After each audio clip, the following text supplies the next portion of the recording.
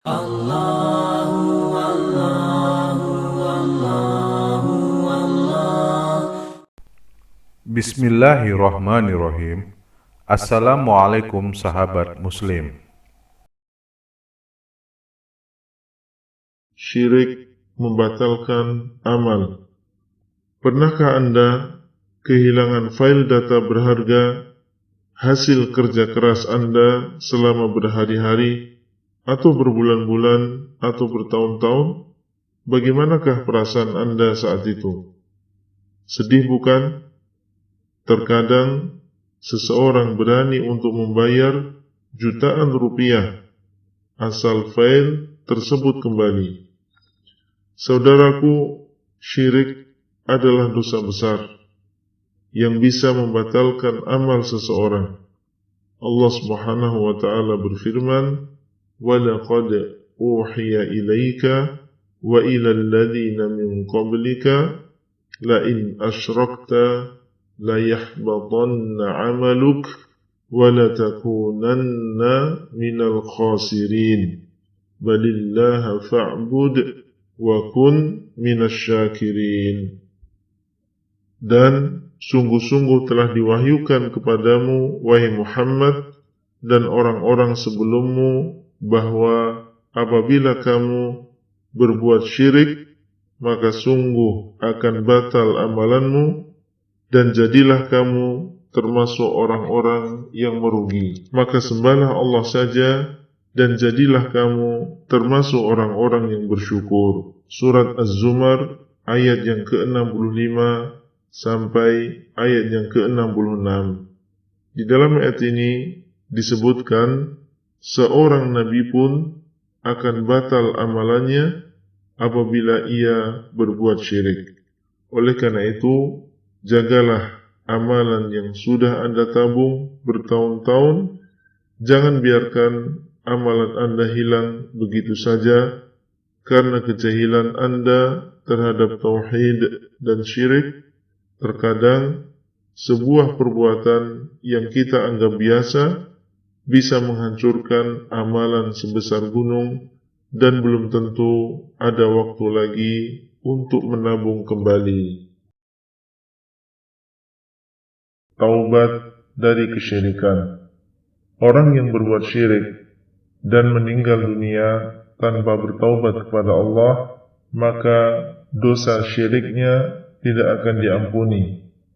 Namun, apabila ia bertaubat sebelum meninggal, maka Allah akan mengampuni dosanya, bagaimanapun besar dosa tersebut. Taubat nasuha adalah taubat yang terpenuhi di dalamnya 3 syarat berikut.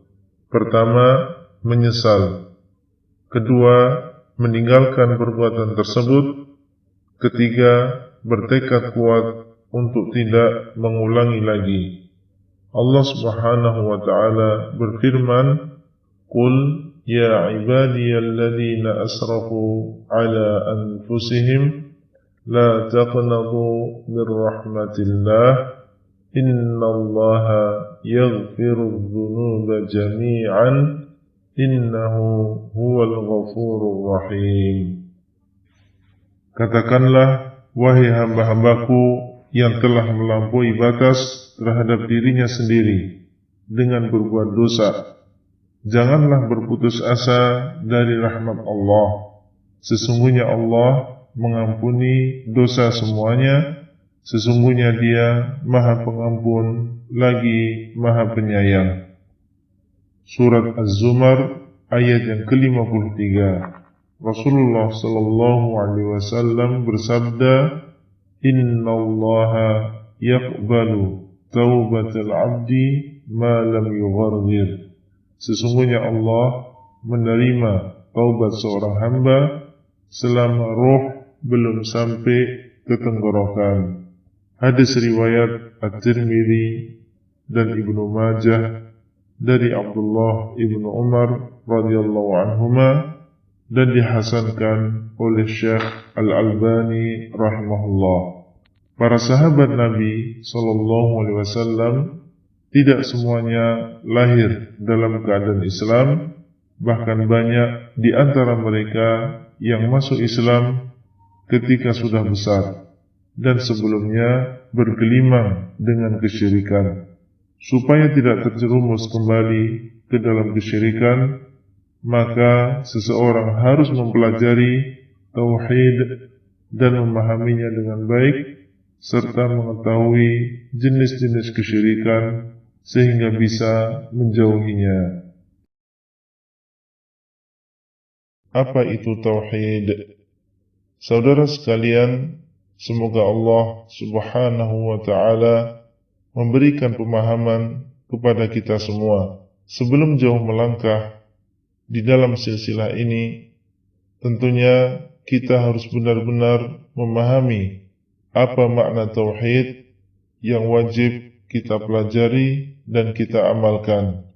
Tauhid secara bahasa adalah mengisahkan.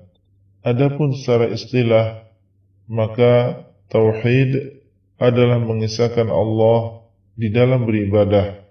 Seseorang tidak dinamakan bertauhid sehingga meninggalkan peribadatan kepada selain Allah Subhanahu wa Ta'ala, seperti berdoa kepada selain Allah, bernazar untuk selain Allah, menyembelih untuk selain Allah, dan lain-lain.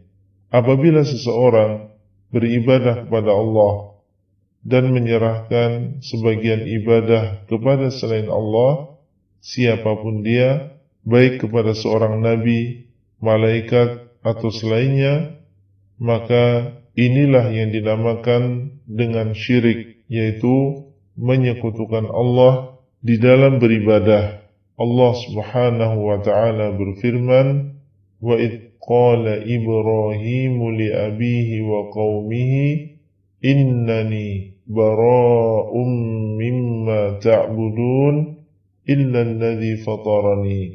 Dan ingatlah ketika Ibrahim berkata kepada bapaknya dan kaumnya, sesungguhnya aku berlepas diri dari apa yang kalian sembah, kecuali Zat yang telah menciptakanku.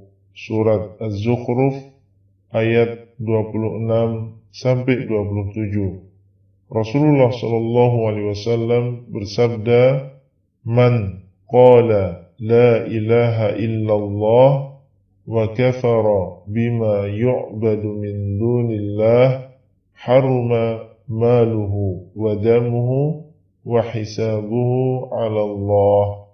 Barang siapa yang mengatakan La ilaha illallah dan mengingkari segala sesuatu yang disembah selain Allah, maka haram harta dan darahnya, yaitu tidak boleh diganggu, dan perhitungannya atas Allah. Hadis riwayat Muslim. Oleh karena itu, rukun kalimat tauhid La ilaha illallah ada dua, yaitu sebagai berikut. Nafi atau pengingkaran, yaitu pada kalimat La ilaha yang artinya tidak ada Tuhan yang berhak disembah. Ini adalah kalimat pengingkaran, yakni mengingkari Tuhan-Tuhan selain Allah Subhanahu wa Ta'ala. Yang kedua, itsbat, yaitu penetapan pada kalimat illallah yang artinya kecuali Allah. Ini adalah kalimat penetapan, yakni menetapkan Allah Subhanahu wa Ta'ala sebagai satu-satunya sesembahan. Wallahul muwaffiq. Wallahu a'lam bishawab.